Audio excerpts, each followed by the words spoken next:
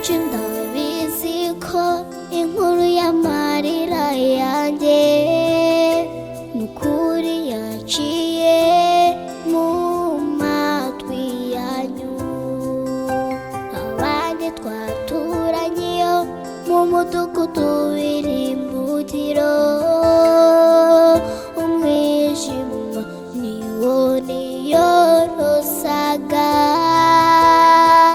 narahura n'umwami wanjye Yesu. Umwijima niwo niyorosaga, narahura n'umwami wanjye Yesu. Narahamagaraga maze nkiyikiriza, nari mu buretwa bubuza izuba kurasa, nari nyotewe no gutabarwa, nari nyotewe no gutabarwa. Sinjyabonye mva mu biganza bibi, aho narindi nari mpfuye bubi.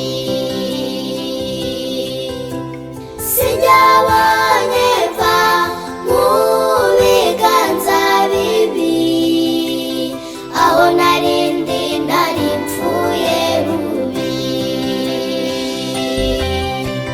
Ku musaraba w'isoni Yesu wakubitiwe inkoni,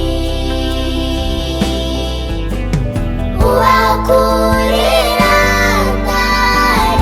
ndaririmba, undutiye abatambyi. Ku musaraba w'isoni Yesu wakubitiwe inkoni, uwakurira ndaririmba, undutiye abatambyi.